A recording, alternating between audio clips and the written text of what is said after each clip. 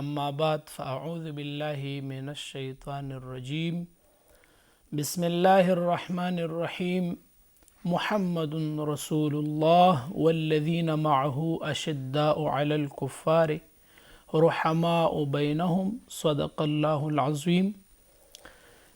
گرانو کتونکو السلام علیکم ورحمة الله وبرکاته.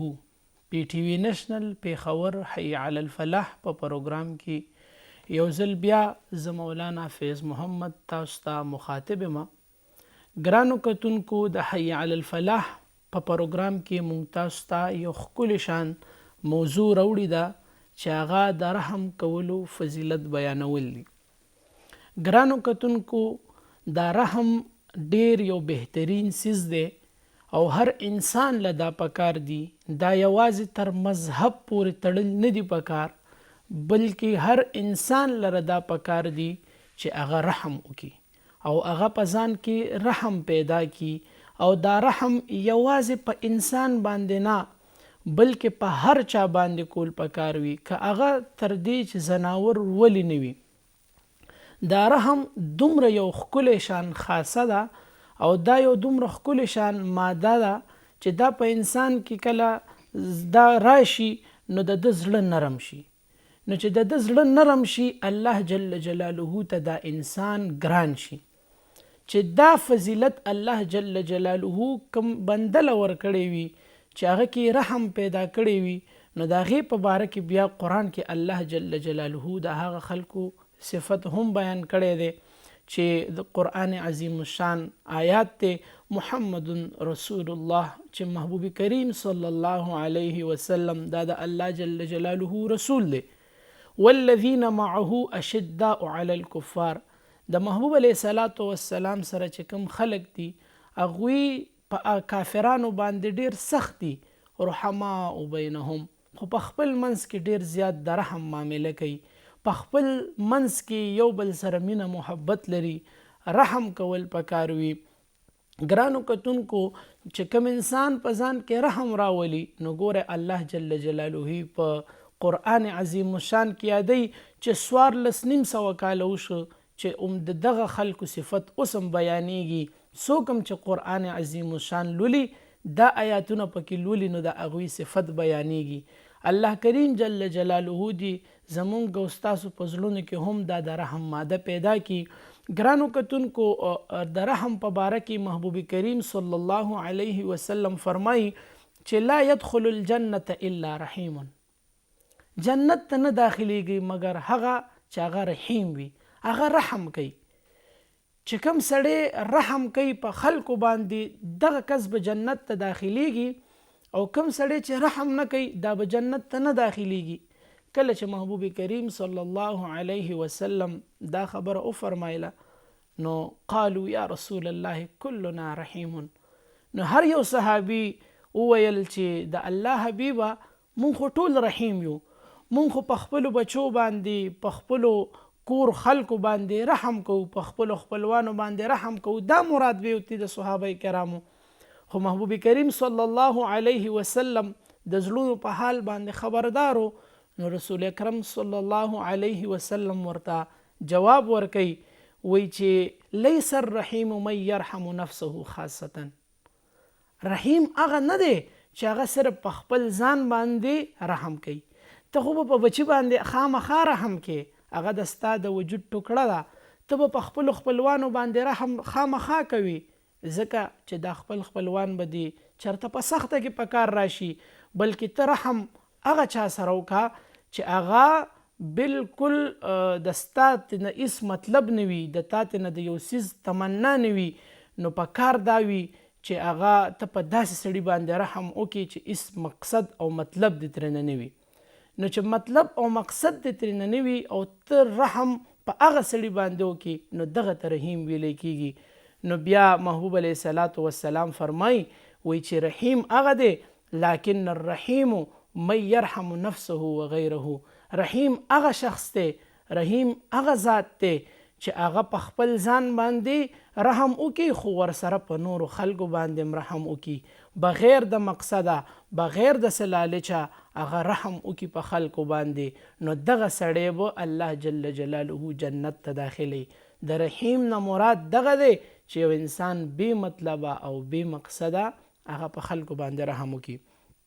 نو امام غزالی رحمهم الله د مبارک فرمایي چې د رحم معنا دا ده چې انسان په خپل ځان باندې رحم وکړي، نو د دې مقصد او مطلب دا دی چې دی په عبادت کې خلوص وکړي، د عبادت په بهترین انداز کې وکړي او د ګناهونو نه ځان وساتي.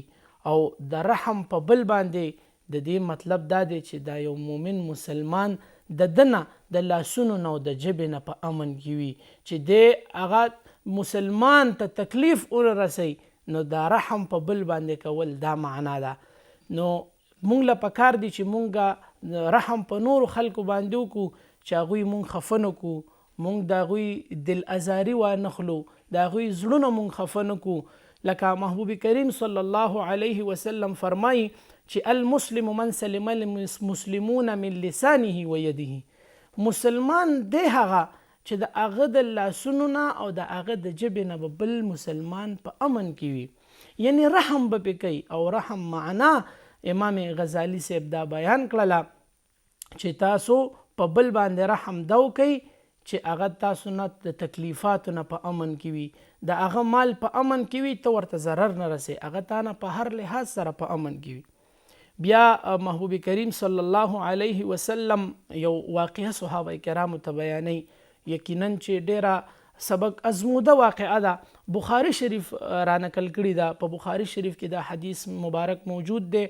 محبوب کریم صلی الله علیه وسلم صحابه کرامو ته فرمایي وی مخکې امتونو کې یو شخصو چې هغه ډیر زیات تږی شو، نو هغه یو کوی ته راغو، کوی ته راغو ځان له اوبه راواغېستلې او ویسکلې. چې کله د دې کوی نه دی واپس شو، نو ګوري یو زناور دی سپی دی او هغه تږی دی او د تږي د لاسه ژبه بهر راوتلې ده، ځکه چې کله سپی تږی شي او دی یا اوږی شي دی ژبه راوباسي او ساګانې اخلي. نو دغه شخص وی دا سوچ وکړو چې دا څنګه زه تږی وم او سرګردانه وم او اوبو په طلب کې وم، دا خو زناور دی، نو چې دا زناور دی د ده به زما په شانتې تنده محسوس کړې وي، خو دی چونکې د دې کوي نه اوبه ځان له نشي راویستی، نو راشه زه به یې ورله راوباسم. نو هغه شخص لاړو کوي ته او په هغه بوکه کې اوبه راواغېستلې او دغه زناور ته یې مخې ته کېښوي. دغه سپی څومره مونږ کمزورې یادو، څومره په بد الفاظو سره یادو، خو چونکې چې دغه شخص د رحم معامله وکړه د یو زناور سره او یو بیکاره او یو مردار زناور سره چې سپی دی، نو چې هغه سره کله د دې معامله وکړه، د اوبې ورته واچولې، نو وی دا شخص ډیر زیات ګناهګارو، ډیر بې انتهایي ګناهګارو، خو چې لیکن رحم یې وکړلو په زناور باندې، محبوب علیه السلام فرمایي الله جل جلاله معاف کړو، تمام ګناهونه یې ورله معاف کړل. پته لګي چې یوازې داسې نه ده چې زمونږ اسلام کې به صرف منځ دی او زکات دی، روجي دي، حج دی، دا کول دي، ها دا خو اسم کول دي، خو د دې سره سره بیا دا کار هم کول پکار دي. د منځ مقصد هم دا دی، د زکات مقصد هم دا دی، د اسلام مقصد هم دا دی چې د ستا د زړه نرم شي ته الله ته ودرېږي، د ستا د زړه دومره نرم شي چې د خپل مال نه مال راواخلي د الله په لار کې ورکړي، غریبانانو ته یې ورکړي. دا روجه هم د دې دپاره ده چې تا ته د بل سړي احساس وشي چې دا لوږه په غریب باندې تیریږي، نو د ستا په زړه کې به رحم پیدا شي، ته به هغه خلکو سره بهترینه معامله وکړي. بیا محبوب کریم صلی الله علیه وسلم چې دا خبره وکړله چې الله ورته په دې باندې ټول ګناهونه معاف کړل، نو صحابه کرامو عرض وکړو یا رسول الله ان لنا فی البهائم لاجرا، زناورو باندې چې مونږ رحم کوو مونږ ته به د هغې اجر هم میلاویږي. یعنی عجیبه غوندې خبره ده چې یو انسان ګناهګار دی او د ګناه په وجه باندې الله جل جلاله دې جهنم ته اچوي، خو چې د یو د رحم معامله وکړه د یو زناور سره، نو الله جل جلاله ورته تمام ګناهونه معاف کړل او د جهنم نه یې راوویستلو، جنت ته یې داخل کو. دا څنګه خبره ده؟ دا خو ډېره عجیبه خبره ده. نو محبوب علیه السلام ورته وفرمایل فی کل ذات کبد رطبة اجر. کومه ګیډه چې وي او هغه تا مړه کا، هغه اوږي وه یا هغه تږي وه، هغه تا مړه کړله، الله جل جلاله هر ذی روح باندې شفقت کولو کې اجر دی.